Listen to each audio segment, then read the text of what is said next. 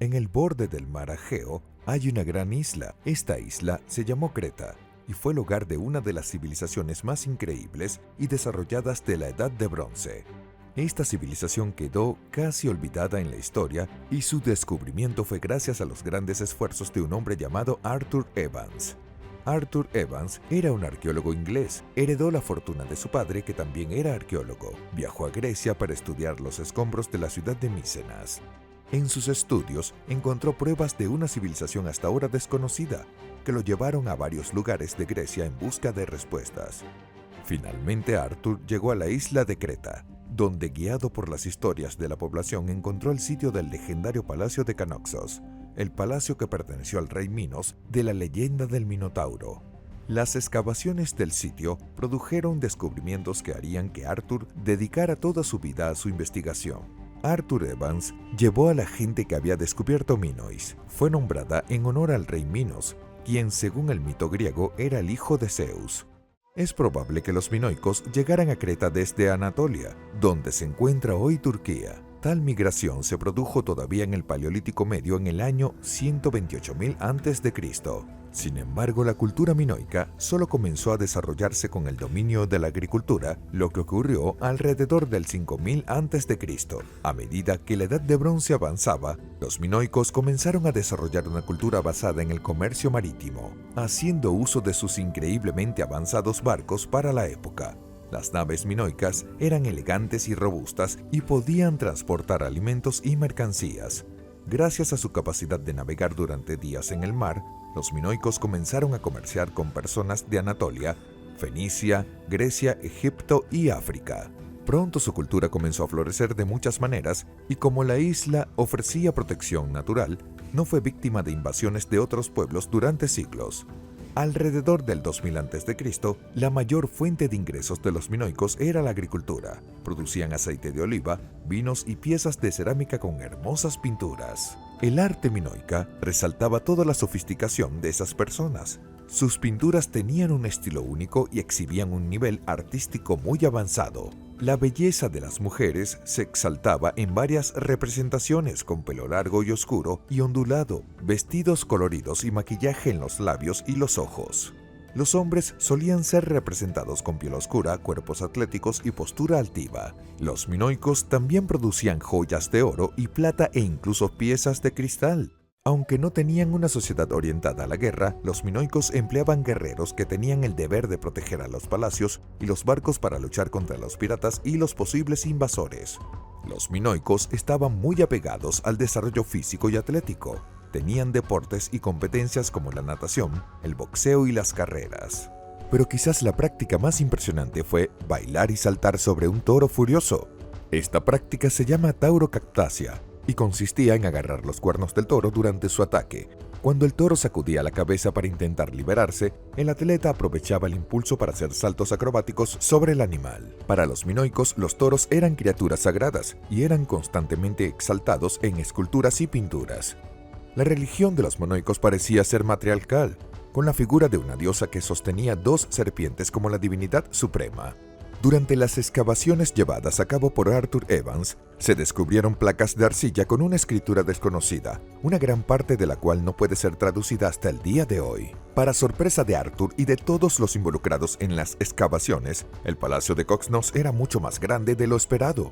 El Palacio de Coxnos tiene más de 700.000 metros cuadrados, siendo 3 veces más grande que el Palacio de Buckingham en Inglaterra. En las excavaciones se descubrió el posible trono del rey Minos, que era el trono más antiguo de toda Europa. También se descubrió la carretera pavimentada más antigua de Europa. Esta carretera estaba a la entrada de la ciudad y estaba dividida en calles que rodeaban las casas y los templos. Algunas partes de la ciudad tenían un sistema de drenaje de agua que funcionaba como una alcantarilla. Y algo sorprendente se encontró debajo del palacio. Había de hecho un laberinto. Este laberinto contenía varias jarras enormes que se usaban para almacenar grano, vino y algunas partes parecían haber sido usadas para mazmorras para los prisioneros. También en las monedas de ese periodo se acuñaron diseños de laberintos y del Minotauro, lo que refuerza la extraña leyenda sobre esta monstruosa criatura. La isla de Creta está en una región donde hay mucha actividad sísmica. Hasta el día de hoy hay terremotos y fuertes olas que vienen del mar. Alrededor de 1750 a.C., hubo un terremoto en Creta que destruyó gran parte de los edificios monoicos. Los monoicos, sin embargo, permanecieron en la isla y reconstruyeron sus palacios y casas. Los historiadores Heródoto y Túcides afirman que los monoicos se convirtieron en señores del mar Egeo y habían puesto fin a la piratería en la región. Colonizaron otras islas cerca de Creta, y Túcides nos dice que el rey Minos envió a sus hijos a gobernar estas islas. A mediados del 1700 a.C., los minoicos ya eran un pueblo famoso y respetado. Incluso los reinos que surgieron en Grecia, como Micenas y Atenas, reconocieron la independencia de los minoicos. Creta se había convertido en una parada obligatoria para innumerables barcos procedentes de muchas regiones. Barcos mercantes de Egipto vendían sus productos en Creta y desde allí, estos productos eran llevados a Grecia y Anatolia. Lo mismo ocurría con los productos de otras regiones. En la sociedad minoica no parecía haber mucho desequilibrio entre ricos y pobres, y el pueblo siempre estaba representado trabajando en conjunto. Las mujeres también fueron retratadas como una parte importante del reino, y no solo como esposas o hijas como en otras culturas del mismo periodo. ¿Pero qué tiene que ver la historia de la civilización minoica con la legendaria Atlántida?